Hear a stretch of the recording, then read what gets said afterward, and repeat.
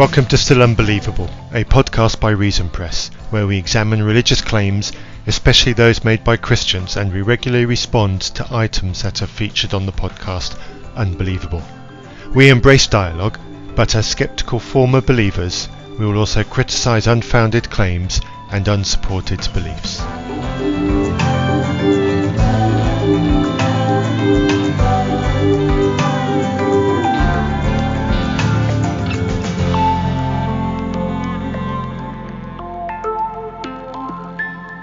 Hello everybody, welcome to another episode of, I nearly said Skeptics and Seekers there, it's not Skeptics and Seekers, it is Still Unbelievable.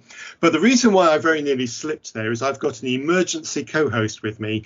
Andrew has been booted, he's been put in timeout for one episode, and in his place I've got David from Skeptics and Seekers. Now most listeners will know of David from Skeptics and Seekers, he's been on here a couple of times, and Andrew and myself have been over on Skeptics and Seekers doing shows with David for quite a while now. Welcome into the comfy chair over on this side of the building, David. It's always a pleasure to have you. Thank you for stepping in. Good to be here. Excellent. And with us, we've got a guest. Now, the guest, I only know about my guest because of the lovely Justin Briley, and listeners of this show will know of Justin Briley from his Unbelievable podcast, because after all, that is how this podcast came about. It's part of a show in the spin-off from our book of Justin's book. So that's how this show has arrived, and that's how we still know Justin Briley. So Justin Briley interviewed our guest on, not on Unbelievable, but on the sister show. Is it the sister show? One of the shows that are hosted by Premier, and it's called The Profile. Welcome, Mark Clark. Thank you for having me. Yes, thank you for agreeing to come on to us. Now, as I was saying, I know about you because Justin Briley interviewed you on the Profile podcast, which is, I think, about 30-minute episodes that they do. But I don't think you've yet been on Unbelievable. So maybe Justin will fix that in the next year or so. But welcome. So for those of us who don't know anything about you, tell us a little bit about yourself and how it is that we've come to speak to you. Yeah. Well, I assume that's most of your listeners don't know anything about me. So, yeah, obviously you heard me on the podcast. I think I did a 30-minute thing with Justin a few months ago. So, yeah, I started a church out in Vancouver, Canada, about 11 years ago now, 10 or 11 years ago, and grew up in a non-Christian home. And so kind of grew up in the world of agnosticism and skepticism and that kind of thing. And became a believer when I was about 19 or so, just by investigating, Christianity and different religions and so on, and just had to, explore history and science and philosophy and psychology and literature, and kind of came to, the conclusion that, all right, Christianity is something that seems true as I study history and, these different things. And so I gave my life to it, grew up in a home that was like uber skeptical toward it, still uber skeptical toward it. I'm a pastor now of a church, a multi-site church. It started with 16 people in my house, and we just started, teaching the Bible and telling people about Jesus in very kind of post-Christian Western Vancouver culture. And those 16 people grew to 50, and it grew to a few hundred, and then we had to move, and the church just kept growing and growing over the last bunch of years, which has been really cool. So now we have some campuses across Canada, in the major cities across Canada, and anyway, wrote a couple books, and I guess I got on Justin's radar that way, and so he asked me to come and share a bit. So that's why I was on his show. So what would you say was the biggest factor for the growth of your church? Because let's face it, most churches don't grow very big, and they don't survive. They're like any other business. And so when a business succeeds, one always wants to go back and look and see, hey, what happened there? So maybe it can be reproduced somewhere else. Yeah, that's a good question. I mean, I understand I'm on a skeptics podcast, so I want to say God, but well, just bear and understand. You said something a minute ago that I just want to reassure you. My audience, anyway, from Skeptics and Seekers, is a Skeptics and Seekers audience. Most of the skeptics who hang out there were former Christians, like myself. They weren't all former pastors, but they were former Christians, and there are a lot of Christians. So people know who you are, and people know the God language and the church language. So you were not speaking a foreign language. Okay, cool. Yeah. So, I would, it's a great question. I would think that it would be, communication, I think in Canada, we're similar to Europe in the sense we're pretty post-Christian culture. There's not a lot of, even in contrast to the American kind of evangelical scene, that's not our world. That's not the world I grew up in. It's certainly not the world any of my family and friends were in. So being able to kind of cut through that and just try to be organic, be authentic, do philosophical preaching that's trying to address the real questions of real people when they wake up and they can't pay the bills and their marriage is struggling and their kids are a gong show, but also trying to be biblically faithful and try to strike that balance consistently week after week. That's been the thing where people go, oh my goodness, my life got changed. I want to bring my friend, and their life gets changed, and then they bring a friend, and they get all, the addict gets free, and that marriage gets solved, and that, all these really practical things, and that just started to snowball. And I think part of it, to be honest, is like I said, the authenticity. I think we're kind of done in our culture with slick Christian nonsense, and so. Myself, I come from a background, parents divorced, I have Tourette syndrome, obsessive compulsive disorder, literally have a mental disease. And you can see it while I'm preaching. I tick my face around. I do these weird habits.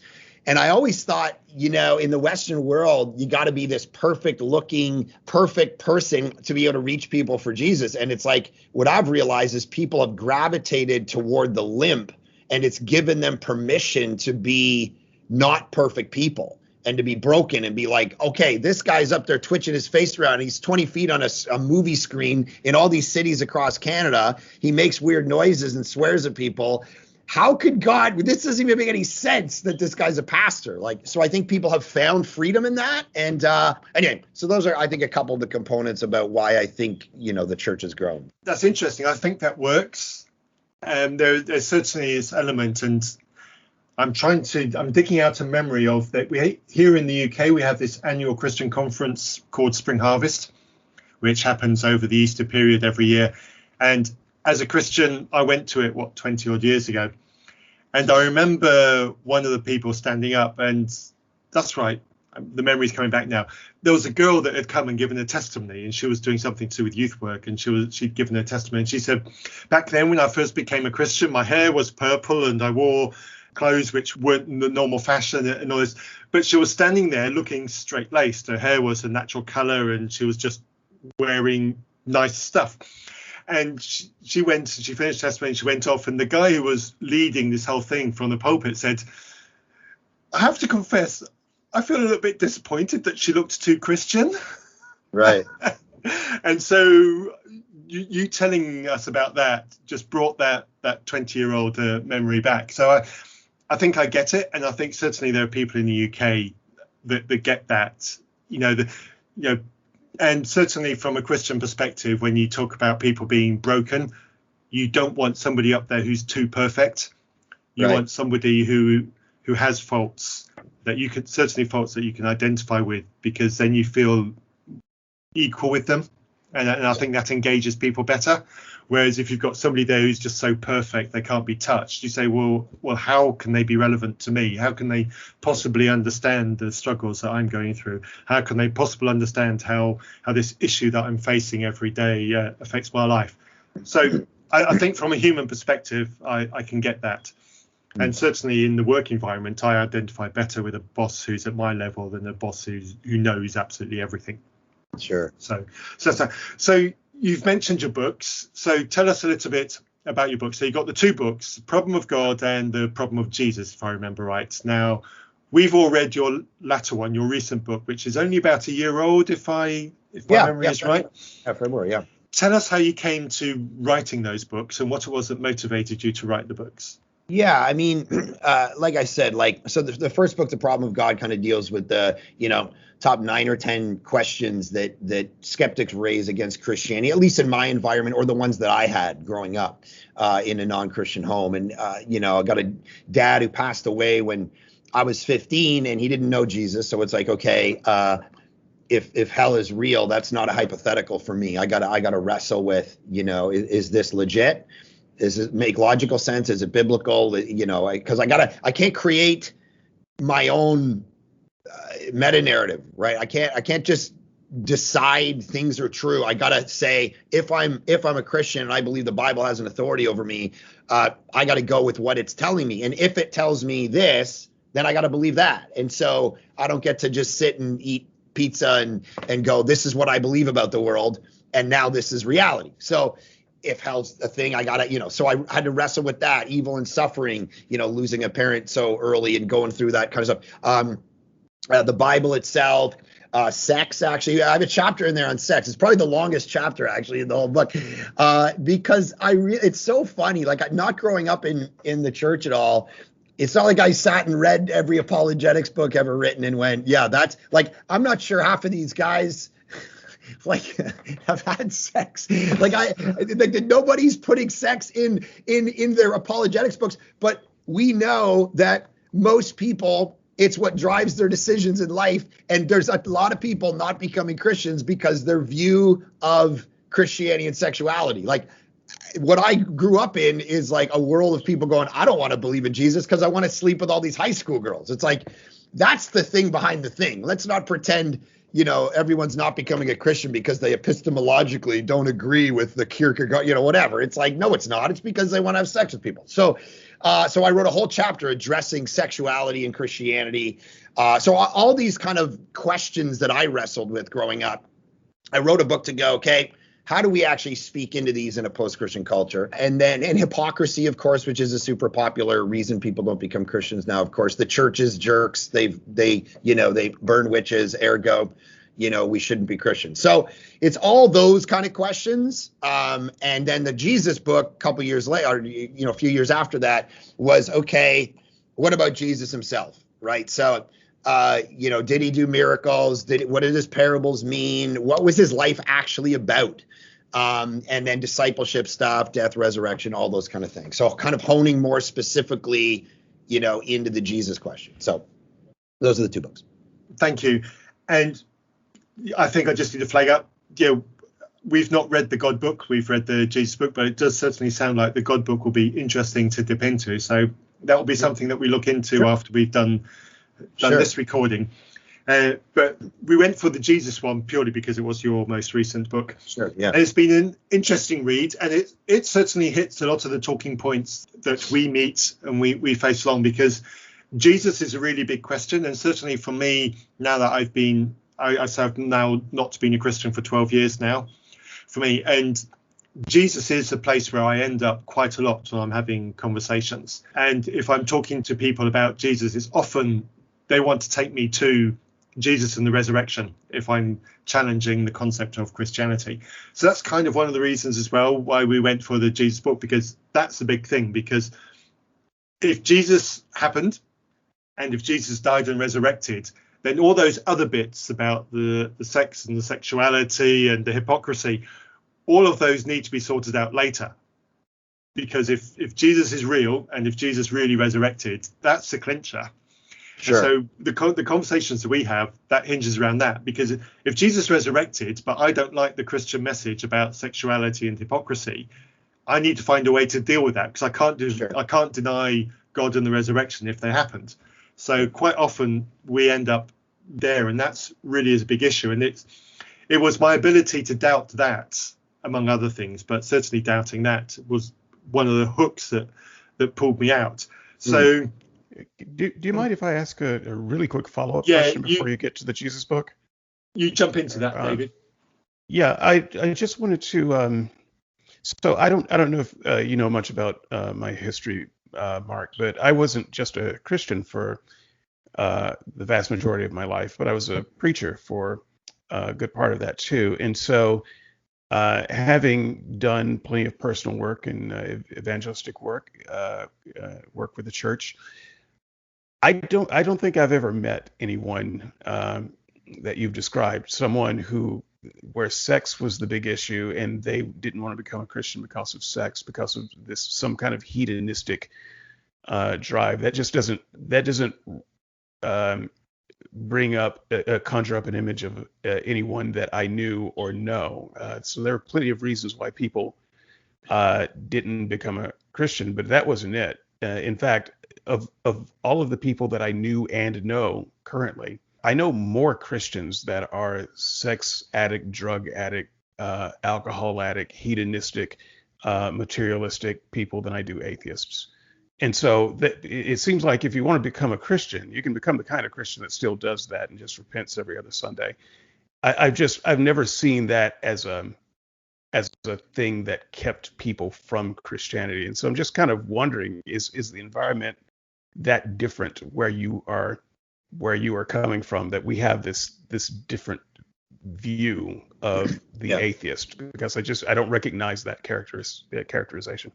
Yeah, I mean, anecdotally, for sure, my, becoming a Christian in high school, for me, of course, I was thrown right in the midst of all my 18-year-old buddies who aren't Christian. So now it's like 1 minute I'm smoking weed in the garage and we're all chatting about life or whatever. And the next minute I'm a Christian and I'm coming back into that fold and I'm showing them this kind of faith that I have. And the reasons they're saying is, bro, like, look at all these girls. What are you saying? You're giving all this up? Like, this is what life's about. Like, let's go. Pleasure.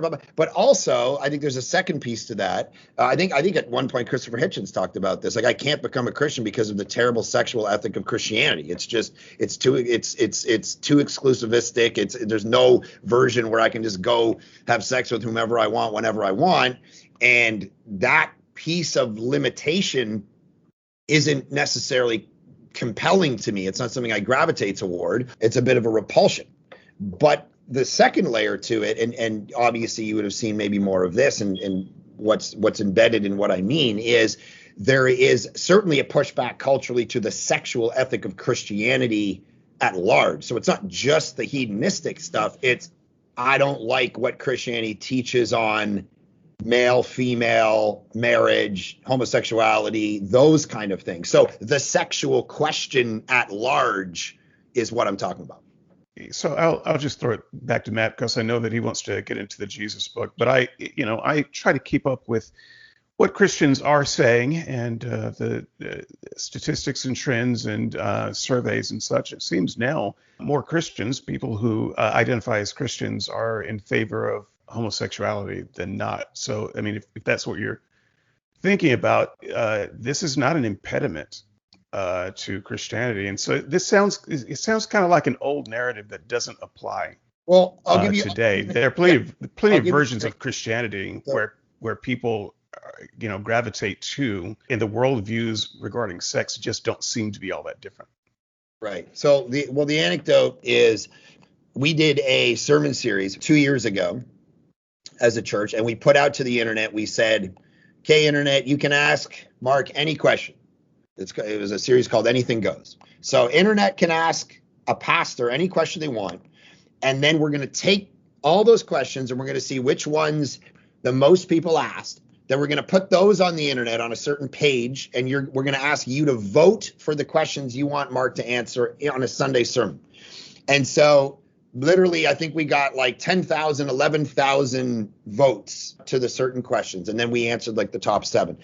And the top one was homosexuality and sexuality in regard to Christianity. So I do find it's a big conversation among people where they say, yes, of course you can find streams of Christianity that aren't going to challenge your views on sexuality. Of course, we can find streams of Christianity that don't challenge your views on anything. There's lots of streams of Christianity that it's like, hey, we're Christians because we like to get together and have church and do ritual, but we don't really believe Jesus rose from the dead. That's just a metaphor for your life. And it's like, well, so I think I know where you're coming from. If you're meaning like the fundamentalist view of sex, yeah, that's going to be a problem for a lot of people. But fundamentalist Christianity is not the mainstream of Christianity anymore. So I think that's where our disconnect is coming from. So now that I kind of know where you're oriented, yeah. I see where you're coming from. Go ahead, Matt. Well, quick question on that survey that you did. So the responders to that survey list of questions, were they more likely Christians or more likely non-Christians? It's the internet. Okay, fair enough. Fair enough, yeah. We have no idea who they are. They could have been, Okay. Yeah, I really don't know. I mean, there was some interesting, well, obviously, so like, if you to really try to analyze it and, do data, you have obviously some people in our church are going to know about it, but then they're sharing it and sharing it and sharing it. So when you have thousands of people sharing it, and then you're getting thousands of people responding there was a lot of like adamant, like, I want you to answer this question, and then a whole comment section of you're a jerk, and so it was like, it was like transgender stuff. It was homosexual. It was aliens, whether aliens are a legitimate belief, rose to the top, women in ministry, these kind of things where people outside the church, it was almost like this looking in going, you guys are so culturally, repressed. Is there a version of Christianity that can catch up to where the rest of society is going? Or are you guys just stuck in this old world? And that's where a lot of the questions were kind of rising out of. And it was from both, of course, Christians and skeptics going, how would you answer this question? Because I never get to sit with a pastor and actually ask him these questions. Okay. All right. Thank you. There's several bits there which will be really interesting to go to, so I'm genuinely biting my tongue. So let's get back to the book. So that's what I'm saying. Let's go other places. Like, if you didn't want to talk much about the book, we'll be glad to swing by there. I can assure you, I could make a meal out of your last 5 minutes of comments, so that's fine. Maybe we'll end up back there anyway, if that's where the river flows. So back to the book. So you've written this book called The Problem of Jesus. It's not all specifically about Jesus. There's some very specific. You've got some personal anecdotes in the book as well, but you also go to the obvious parts of Jesus. You've got a big chapter on the resurrection. You've got a couple of chapters, I think it is, on the miracles, and a couple of chapters on the parables as well. So the big moments from Jesus. But right at the very beginning of the book, you go to two unexpected places. Your first two chapters both contained surprises for me. But I'm going to start in chapter 2, where you come out with something which would have shocked me when I was a young Christian, because it would have been news to me. And that is the admission and the acceptance. There are some parts of the Gospels, the obvious one being the tail end of Mark, which are considered later additions to the Gospels. And I wasn't expecting that. I don't know why. It's probably me prejudging you. So I put my hand up and say I apologize for that, Mark. I clearly already had an opinion of you that was wrong. So A, thank you for changing my opinion on that. And B, I'm sorry that I held it. I'd like to ask two questions. Why did you put that in so early on? What kind of responses have you had from both Christians and non-Christians about being straight up and open with that? Yeah, it's a good question. The reason I put it in is because I find it always fascinating to kind of step back and go, whether you're a Christian or not, you create certain assumptions about what people believe about the Bible in general. And so when we start, like, for instance, I'll oftentimes say to people, like, okay, even when we say, the word of God, like, I'm going to preach the word of God. And it's like, we realize, like, Jesus wasn't Jesus speaking English. He wasn't speaking Greek. And I did Greek for 3 years. And, as a New Testament, doing a master's degree in New Testament, you got to do it. And it's like, you're exegeting, like, oh, is this a pluperfect participle, whatever. And it's like, buddy, he's not even talking in Greek. He's talking in Aramaic, and they're writing it in Greek, and then they're putting it in English. So it's like, you start to go, oh, okay. Once you start stepping back from some of that stuff and you realize, it's literally, sometimes I think the kind of filter that people bring to the Bible it's just the wrong filter. And so they come in looking for what's that. And when you start stuff, I go, okay, and it was actually written like this. And the other thing about it is, which I always found far more fascinating when you start to study, like I talk about in the book, like when you realize when Jesus says the kingdom of God, for instance, he means what a first century Jew would mean, not what you mean with your buddies when you're talking about medieval times and castles. That's the interesting thing to me. It's putting Jesus back in his historical context, because if we don't do that, as I talk about, you can use them for anything. You can use them for Republicans, for Democrats, for Nazis, whatever. So you got to see him as a first century Jew. So let's get that world figured out.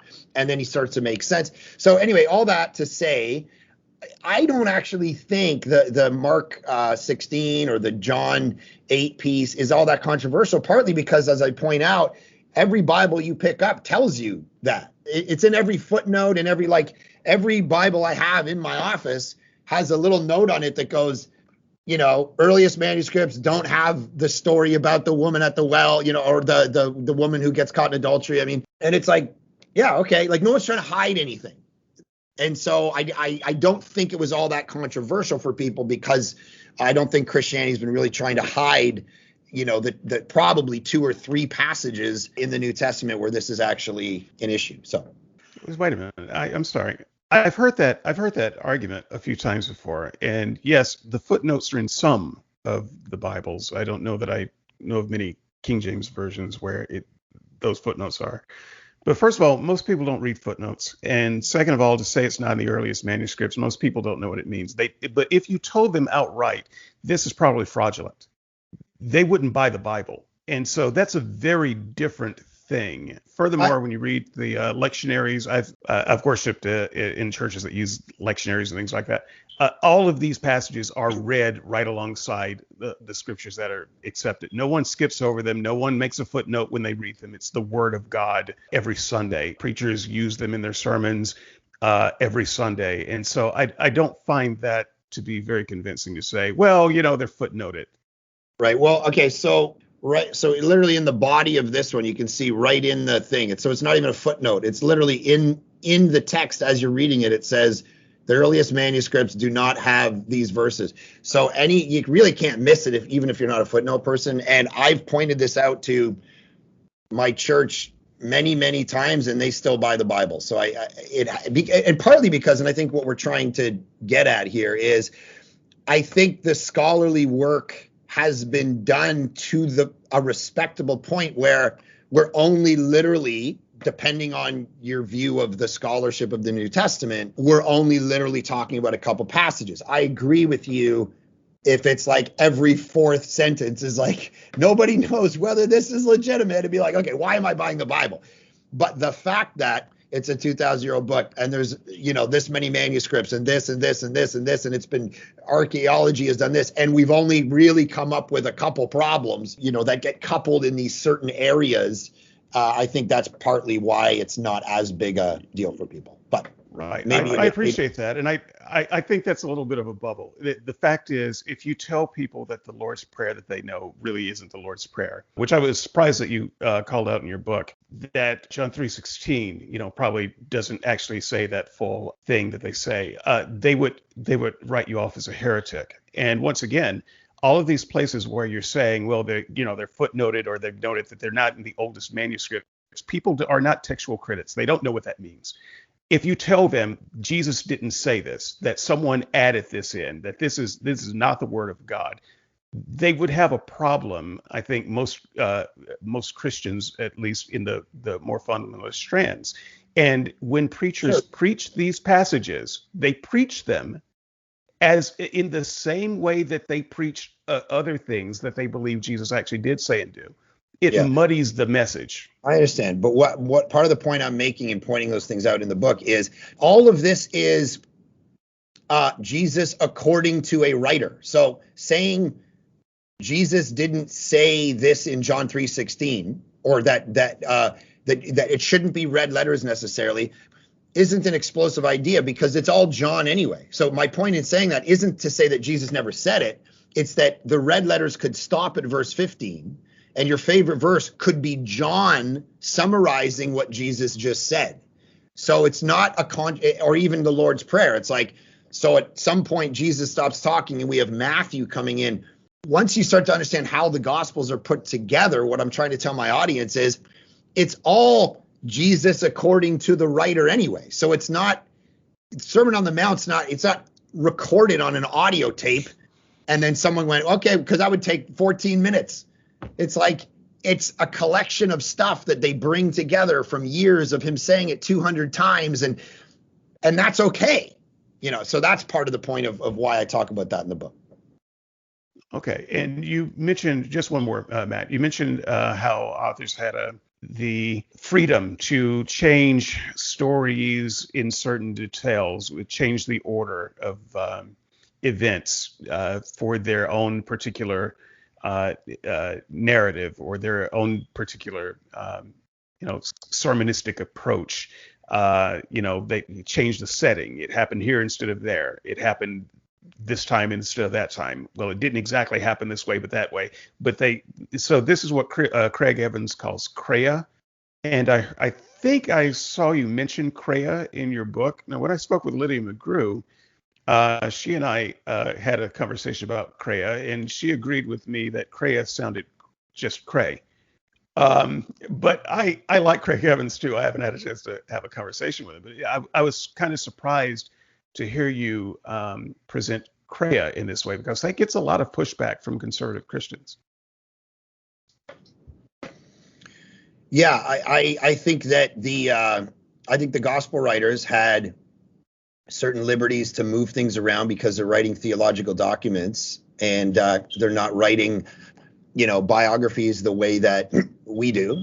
And what I try to, when I'm working, whether I'm discipling someone across a table at a coffee shop or, preaching or whatever, it's like, I want to try to interpret the Bible according to the way that it would be good hermeneutically to interpret the Bible versus us coming at it, trying to read it the way a 21st century person would read it. And once we kind of take that interpretive key into the text, there's a whole world that gets opened up where you realize, yeah, these guys are doing, John tells us outright, he's like, look, there's a bunch more I could say, but I can't write it all down here. I'm kind of doing something here. There's a theological document that's being written here for a theological purpose. And I don't think that's, something that would create doubt if you realize that that's what the genre is doing.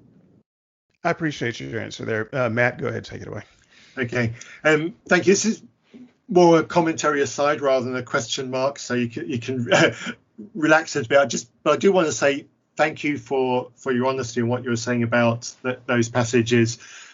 I think when I was in my late teens and into my 20s, I would have benefited hugely from a pastor who took the attitude that you have just expressed to us. I think it would have changed a lot of my view of Christianity. I'd have certainly been a much less fundamentalist Christian adult, which I think would have been better for me. Right. If I had exited Christianity, it would have made that exit far less painful. It's possible that I might never have exited Christianity, but I can't tell you what the past would have been if it had been different, obviously. But those kinds of things, and certainly with regard the footnotes on those passages, I remember reading those footnotes from a very young age. Earliest manuscripts don't contain this text. And David's right. I never really understood what they meant. And sure. I never asked anybody. And I never heard a sermon about it. And I never had a Bible study about it. It was just text that was there, but nobody ever talked about it. And I think my Christian experience is poorer for never having had that conversation. My Christian experience is poorer for never being in a church where the pastor or the vicar, as we call it here in the UK, never talked about that and what it actually meant. Sure. So that's a sad thing. And I'm very, very active on Twitter, and I quite often see, I'm in my 50s now, and I see people who are the same age as me coming out and saying, I never knew that these parts of the Bible were not original. How horrific. And then other people coming on who are very mature scholarly Christians say, how could you have never known? What kind of churches did you go to that was and so I see this conflict happen quite a bit. And sadly, there are clearly a great number of churches which either completely ignore that or just let people find it out on their own. And I think the Christian experience of the average person in the pews is poorer for not having those conversations. Yeah. So that's that. So the other surprise that I got, and this leads on to one of the questions I really wanted to ask you right at the beginning, and that question is, who is your target audience for this book? Because you open your first chapter with this quite extraordinary story about a demon in your home, and the kind of, not necessarily, we're not talking sorcerer type experiences, but you describe yourself and your wife felt a little bit uncomfortable in this home that you had cherished, and then you fly off and you meet somebody else, and without any prompting he tells you about what you've got in your home. And this will give you an idea of the kind of more modest Christianity that we have here in the UK. Because I'm a former Christian, I still have a great deal number of Christians in my circle. So I just showed that to one of my Christians who knows me very well and knows quite a lot about my history. I just said, what do you think of that? I apologize for the way this comes across, but they literally said to me, he would lose me at that point. I would literally stop reading the book and put it down at that point. So it's a very delicate balance that you've taken, and a very brave, if I may say it, choice that you made to open your book with that. So how confident are you that you made the right choice on that, and why did you include that? Yeah, well, don't let my publisher hear this. We'll have to delete that part. Yeah, and that's a great comment you make, and great feedback from your friend, because you never know how. I mean, you guys know, you're writers and communicators. You have a certain reason, or you have a certain way you do a certain thing, and then you throw it out to the world, and they can do a million different things with it, and it hits different people in different ways who have different experiences themselves and have different viewpoints on certain things. So why I started the book with it wasn't so much about. It's like why you start a conversation with a story or a metaphor or an analogy or an illustration. It's like, hey, I'm about to make a point about something, and I want to illustrate what I'm about to make a point about first, and how it affected my life. And so that's kind of how we communicate in life, right? We sit around, we tell stories. So the reason I start with that story is because the only point I'm trying to make, it's not a demonology point. I've never seen a demon in my life. I'm not a demon guy. It's not like part of my life. The point about the story is simply that there seemed to be in this event, and I can't recount the whole story. You've summarized it, but there's certainly more to the piece of it that made me, as a skeptical thinker, go, there just is more going on. The universe is a very complicated place. And this guy was able to draw my bedroom and tell me things about my life and my home that there was never in a million years a way he could do it. And it was simply to use it as almost a picture of the question of, if we're going to be sold out to simply materialistic explanations, it's very hard sometimes to explain things that happen in life, where it raises the question of, to challenge the dichotomy that we live in, where either you have pure materialistic, naturalistic explanations for all things, or purely spiritual ones for all things. Let's realize both of those are narratives that get pitched at us from education, media. At every moment, we're constructing a worldview of these things. And the reality is, when it comes to Jesus, he was the one who kind of pulled these two worlds together to enter into this world, this conversation about the complexity of the universe, and that there probably are spiritual things going on, and that it's almost naive to simply come up with naturalistic explanations for everything, in light of the fact that the universe is way more complicated than we ever thought. And so it's being used as a metaphor. The point of the story is not to be, it's a true story. I don't mean a metaphor like I made it up. Every piece of it's 1000% true. I'm just saying, I'm using it as an illustration to launch into a conversation about, are we too quick to move on from, are there supernatural explanations to the complexity of our life that we sometimes move away from too quickly? So that's the point of the story. So I think some of that scaffolding would have been useful in the book, because I must say that when I read this part, my mind was already kind of tingling a little bit, because a couple of weeks ago I'd done a show with Christians on the subject of demons. I was kind of already there somewhat. Sure. And you started with demons, and Christians, never mind skeptics, there are plenty of Christians who don't believe in demons and demon possessions. And so it's a pretty bold story. Sure. And you said some things in that story that, as a Christian, I would have gone, wait a minute, what, can you go over that? And I like the fact that you said, okay, I'm going to get back to this later in the book. And I read, and I still had some questions. Do you mind if I just ask a couple of the questions that I really hungered for answers for on that subject that you kind of brought up, and I felt like the thread was left dangling. And now I'm an inquiring mind. I need to know, because I invested in it, and I want to know. I want to know the payoff. It cut too many words from my original manuscripts. It feels like it's watching a movie, and then there's some deleted scenes, and then the careful watcher is saying, "Wait a minute." Why is there an ambulance coming out of that truck in Die Hard now? Because it wasn't there in the opening scene. Yeah. Okay. Yeah. Sorry. No, that's not right.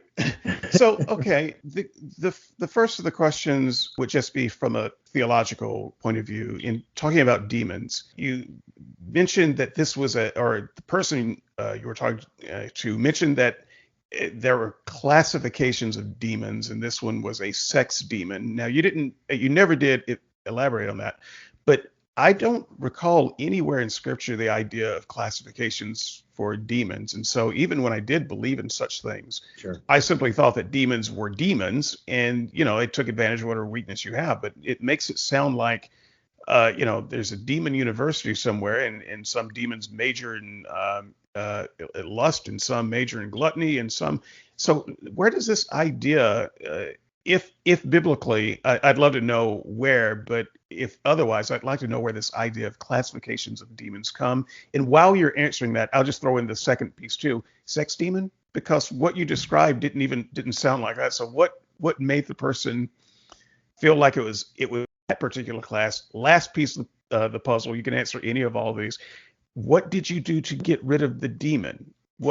I never heard that part, and I was like, we've left this story dangling. We've got demons in the closet. What happened? Thanks. Yeah, no, really good question. So again, I am not the right guy to talk about demonology. He actually wrote a book. Maybe you bring him on. Actually, he wrote a book called Deliverance. It just came out. He's a guy from Toronto, pastor in Toronto, and this is his whole world. I literally, like I said, I've never cast out a demon. I think I did once, but out of somebody, if that's what it was. But I do not know all this exactly. Like, I come at some of this stuff and they start going, it's a demon of bulimia, and I'm like, I don't know what you're talking. Like, there's literally one called bulimia, or there's like a million. Like, I don't understand what the actual. So I agree. What I was recounting in the story, which clearly maybe is accomplishing way more than I thought it would, was just to simply, I'm just recounting the honest conversation that we had. So yeah, there was nothing in the story that would have made him go, it was a sexual demon.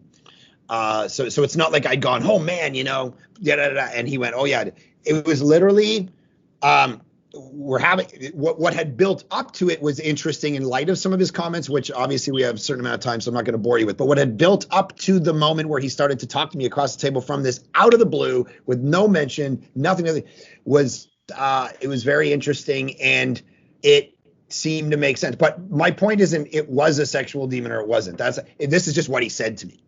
And so to answer your question about where does this come from? So obviously you guys know, I don't know what, kind of pastor you were, but there's everything from uber non-charismatic people to uber charismatic people, capital C charismatics, then there's small c charismatics, and there's everybody in between that believe a whole litany of things. And that's not my upbringing. It's not like when I read the New Testament, I see all that. But there are certain people, when I talk to them, they're like, okay, this is a demon of this, and this is how this works, and you invite this in, and this is a lust thing. And I'm like, okay, I don't even know what you're talking about. So I'm definitely not that. To me, it sounds Tolkienian. Like, what are we in the Silmarillion now? But so that's just what he said. So I think the summation of why I tell the story, I just kind of looked it up here, what you were asking was, so I tell the story, and then my simple line is this. You see, there are two worlds in which we live. The worlds in which we contend, the world of spiritual realities, that of the question of God, salvation, heaven, hell, joy, satisfaction, etc., and whether any of those have any legitimacy and should be talked about anymore in the modern world, in the world of everyday existence, and the world of family, work, sex, politics, raising kids. This book is about where those two worlds collide. That was why I used the metaphor. And what I'm just hearing two readers look at me and go, it was a bad metaphor to make that point. And maybe you're right. Well, okay, but even so, I think you've done a lot of redemption there just by putting that scaffolding around. Was the demon exorcised in your mind, or was there a resolution? Oh, sorry, yeah, right. When I got back. So I got back, and if you being a pastor and you being growing up in Christian reality, I prayed through my closet. So again, there's a bunch of the story that it just blew my mind from a supernatural standpoint, because there's literally no way this guy would have known my experience for the 3 months building up and the very specific things I had around that closet. You got to understand, I would wake up at 2 or 3 in the morning and stare at that closet as if something was in it. And I would walk around my house with a baseball bat, which is, if you know me, this, guys, isn't a thing. Like, it's never happened to me before. It's never happened to me since. Nothing. And I buried it and told no one. And my wife and I lived in it, because we're like, this is life. Guys know what it's like. Missionaries, pastors, this is the fight, kept it to ourselves. I go out, hang with this guy for 3 hours. We're talking about every nonsensical thing you talk about at Starbucks. And I'm just about to get up and leave, and he throws this down out of nowhere. And I'm like, what is going on? And he drew it out and he said, this is what it is. This is where it is. And I'm like, I don't know what's going on right now, because I don't have a category for this. And I've only, as a skeptic, had things like that happen in my life maybe 4 or 5 times.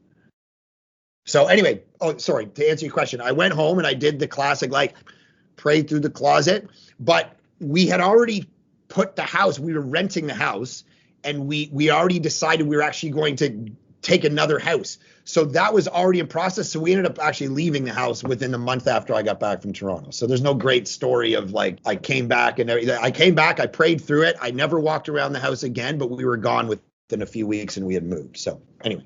Well, I appreciate you taking the time with that, Matt. It's your show. I'm just the second seater. No one would ever know that by the time I'm dominated.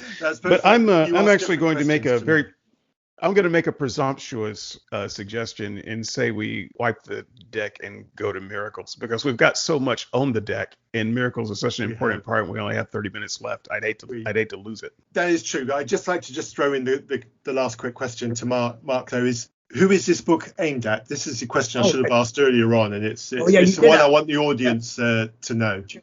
Sure. Yeah, you did ask that. Yeah, I would say the first book was probably a little bit more geared towards skeptics. Obviously, I do some skeptic stuff, probably the first 4 chapters of this book, like, did Jesus exist? How do the Gospels work? And then a lot of it is built toward discipleship, people who are kind of either new Christians or been Christians for a while. And it's talking about, loving God, following Jesus in the world. How do the parables work?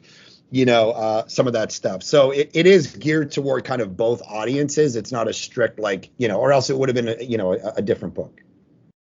Okay. Yeah. Thank you. It was that first story that prompted that question. I found myself asking it constantly through the book. Who's meant to be reading this book? Let's segue straight from this into miracles. I think it follows quite well. Have you had a miracle in your church then? Is probably the way to jump into that and lead into what you say in the book about miracles. Sure. Yeah. I mean, I guess, part of those kind of questions, you always kind of go back to word and go, like, what do we all mean by these words? And how does that all, because it's naturalistic explanations of the word miracle and so on and so forth, which we can, get into. But it's like, if we mean a miracle meaning something that, like, a naturalistic explanation, can't explain that. Yeah, we've seen stuff. We haven't seen, like, we're not a charismatic, that's not the methodology. So we don't, like, when I preach to a video camera on a stage in front of nobody. So I'm not, on Sunday mornings, I'm not like, hey, come forward, let me grow your limb back and let me slay you in the spirit. Like, that is not our history. That's not our methodology. It's not our mission. There's other churches like that. And for me, I have this kind of holistic picture of, like, you can't be all things to all people. I want to go after people like me, because that's what God has called me to do. But I'm not like I said, I'm not the demon guy. I'm not the healer guy. That's not, I mean, you guys know, in a Christian construct, there are certain gifts that God gives to certain people, and healing and discerning of spirits are not things that God has given me. So I don't tend to lean into those and go like, but that being said, there are certainly things that people would say, hey, this miracle happened in my life. And there's some of the classic, a guy was telling me the other day about, his kid was born with this massive growth on his brain. It was like every doctor was like, no, not going to happen. He's going to be, messed up, and we got to do this surgery and that. They pray over the kid. 2 weeks later, all the x-rays come back and the doctor does I have no medical explanation for this. All my doctor friends, We told House about it. He can't figure it out. Nobody can figure this out. I don't know what this is. I have no explanation for this, and the kid's now 20 and perfectly fine. So you have those, the cancers that get healed when leaders come around and pray, and tumors, and, these kinds of things that happen. But yeah, I don't know of any like, hey, we went to a funeral and raised a guy from the dead, and we, did stuff like that. So, I mean, cancers and things like cancers and tumors, it's always nice that when people get healed, and I'm happy for that. I hope that we can cure cancer one day. But I mean, we all know that cancers go into remission, tumors go away. This happens with atheists as well as Christians and Buddhists and Hindus. There's no, people prayed for a person, their cancer went away. People didn't pray for a person, cancer didn't go away. So I think when we're talking about miracles, we're talking about the kinds of things that would be so out of the ordinary and recorded in such a way that it would be convincing to even a skeptic. And this is a big deal for skeptics like myself, because I know how important miracles are in the Christian story. What I hear Christians do is philosophize about miracles, and I'm not a philosopher, and I'm not overly moved by philosophy. But what I would be moved by is if I saw a person's limb grow back, if I saw a thing that was, in fact, an unquestionable miracle. I'm not an unreasonable person. Matt's not an unreasonable person. We would say something happened there. I'm going to buy a plane ticket and go and find this person and do some more digging. I think that we would all do that. That's the kind of miracle that seems to be impossible to record or report. And so could you comment on that a little bit? Yeah, well, there are people reporting miracles like that all around the world, and we're not buying tickets and going and checking them out. So it's not like miracle, or people saying that a miracle happened in my life is like 8 on planet Earth right now. It's like millions of people claiming, rightly or wrongly, that miracles took place. Now, what those miracles are and how you categorize them. You understand the difference, though, between what I just said and a claim. I mean, a mere claim. I grew a second head last night, but it's going away today. That's a claim. I didn't take a picture of it. Sorry. So we have to do a little bit better than that.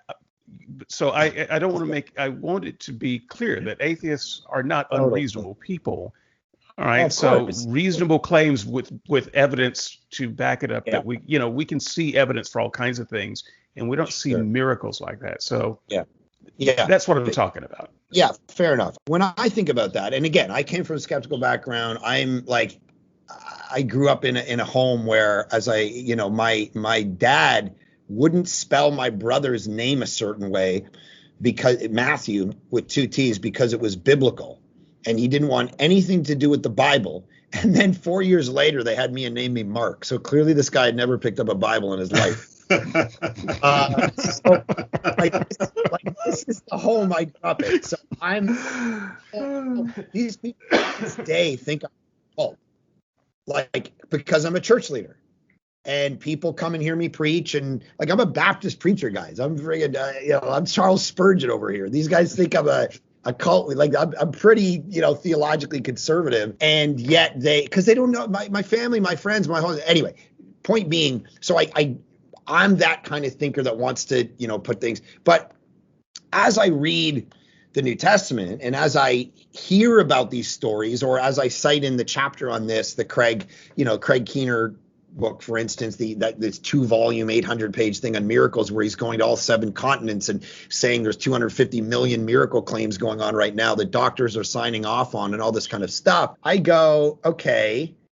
There's 2 things that I think about, and they're probably not all that satisfying, but one is this. I think there is an assumption in the question that God does miracles or doesn't do miracles because he has some fascination to convince you of something. And who's to say that that's what God spends his time on? I don't think God sits in heaven and goes, you know what I'm really jacked up about? Convincing skeptics that I exist. Maybe that's not his agenda. We assume that's his agenda. Maybe he doesn't care because he's got 17 billion universes that he's sovereignly overseeing, and God has different. I mean, this. you read the Bible and it says these weird things that you're like, this is not computing in my brain, where he goes, you know what I care about above everything? My own glory. My own glory is the only reason I do anything. And it's like, well, that doesn't make sense to my educated Western mind that sips lattes and reads Kierkegaard. And he goes, I don't care. Like, I'm not in existence to convince you. That's not what I wake up thinking about in the morning. Because if it was, he's doing a pretty poor job of it. So there's got to be. You're not doing a great job of selling this God. I must say. I mean, if God doesn't that's what I'm trying to say. I believe or not, mission accomplished. That's what I'm trying to say. He's not trying to sell you. That's what I'm trying to say. He's not trying to sell you. Trying to sell anybody. I guess this is a shorter segment than I thought it would be. Cool. So, he's accomplished it. I don't believe him, and he doesn't care. If what he cares about is his own glory, if he makes a mirror and spends all day saying mirror, mirror on the wall, who's the fairest of them all, I guess I don't really care about finding him either. Totally. Right. So the first.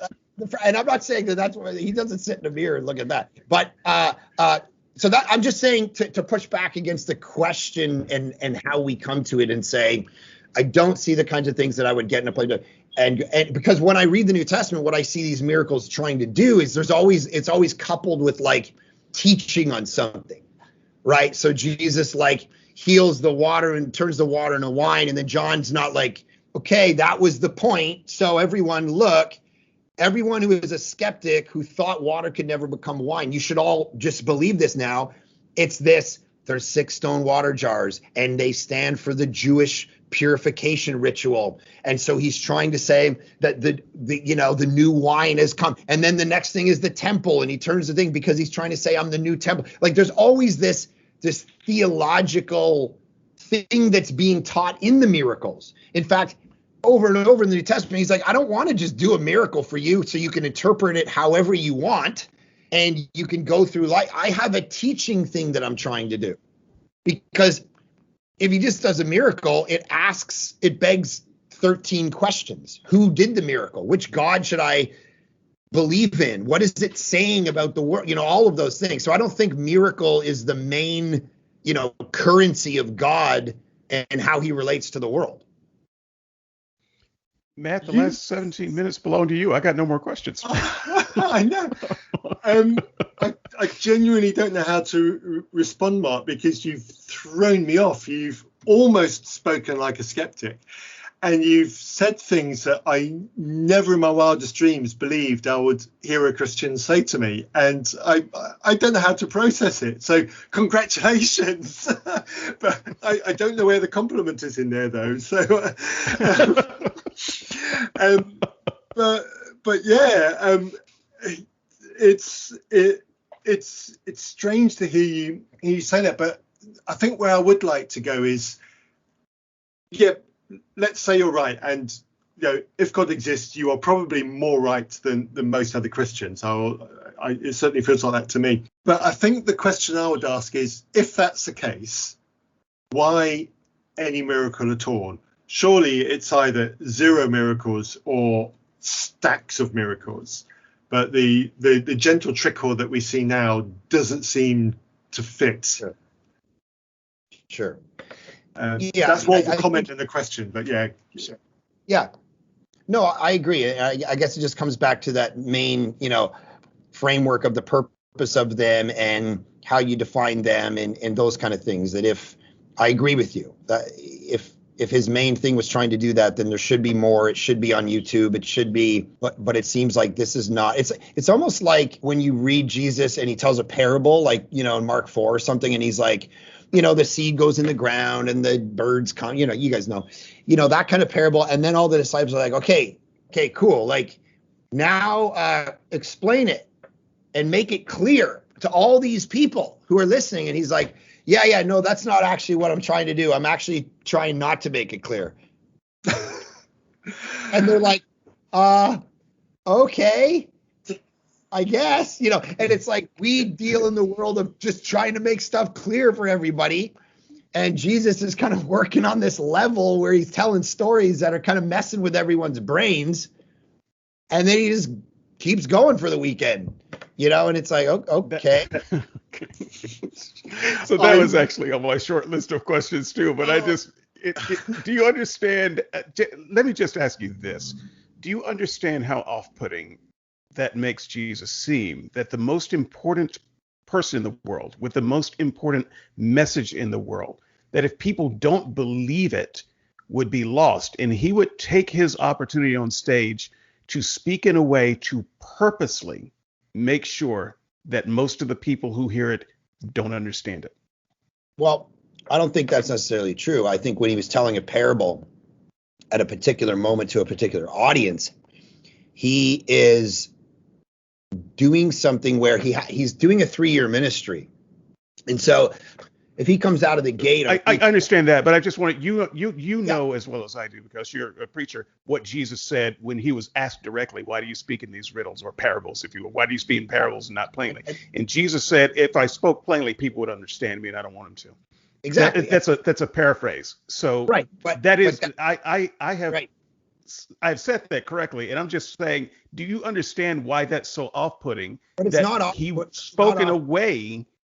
Okay, but you do acknowledge that he spoke in a way so that purposely, so that people wouldn't understand him. But it's not off-putting if you put it in the context of his entire life and ministry. So if you're reading the Gospel of Mark and he says it in chapter 4, and you're a classic, Western evangelical who does their devos and reads 2 verses and takes an Instagram shot of yourself and posts it on, things. So everyone, if that's how you read the Bible, then it might be off-putting.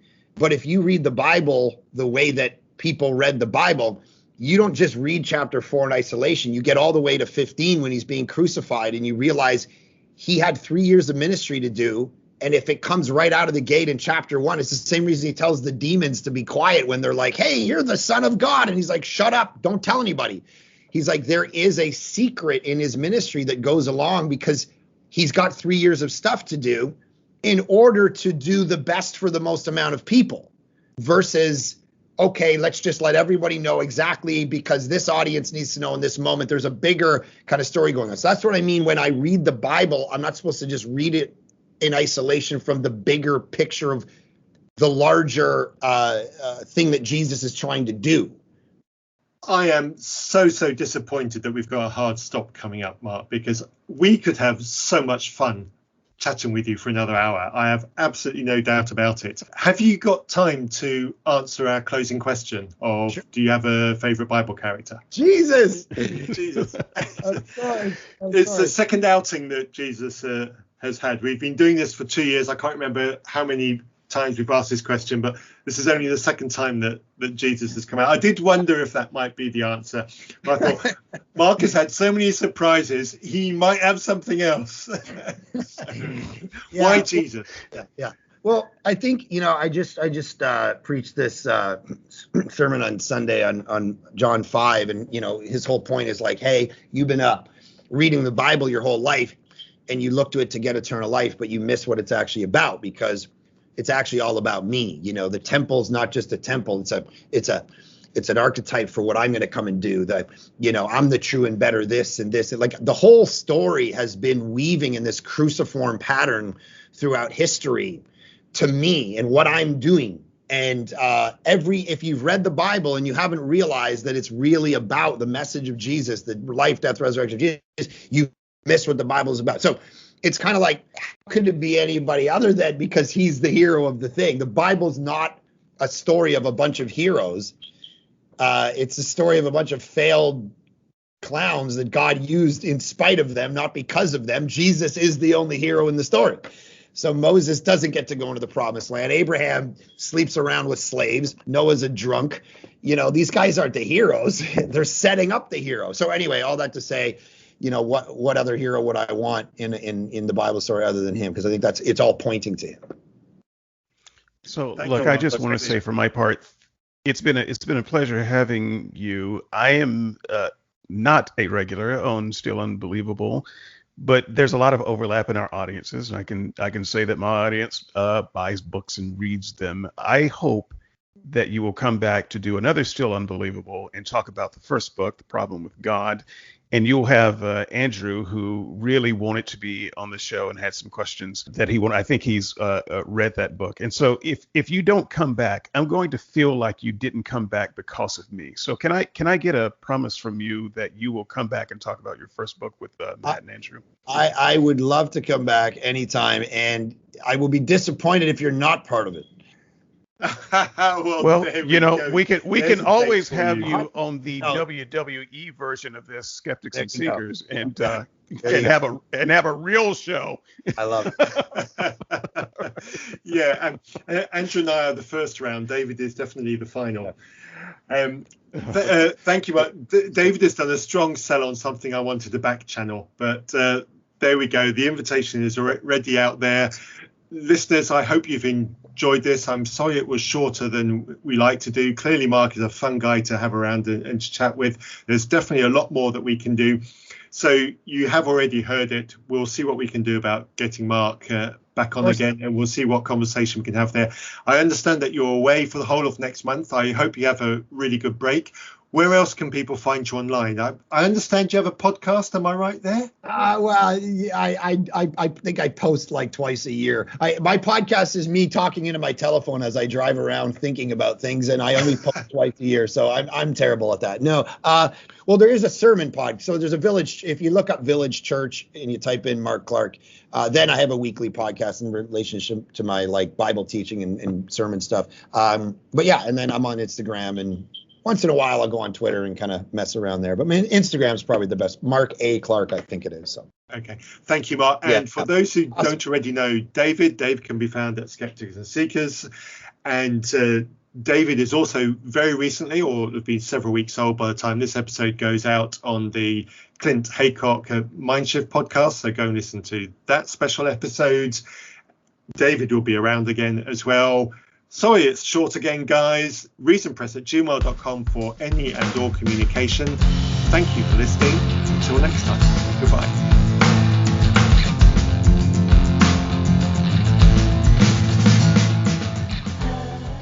You have been listening to a podcast from Reason Press. Do you have any thoughts on what you've just heard? Do you have a topic that you would like us to cover? Please send all feedback to reasonpress@gmail.com. You might even appear on an episode. Our theme music was written for us by Holly. To hear more of her music, see the links in our show notes.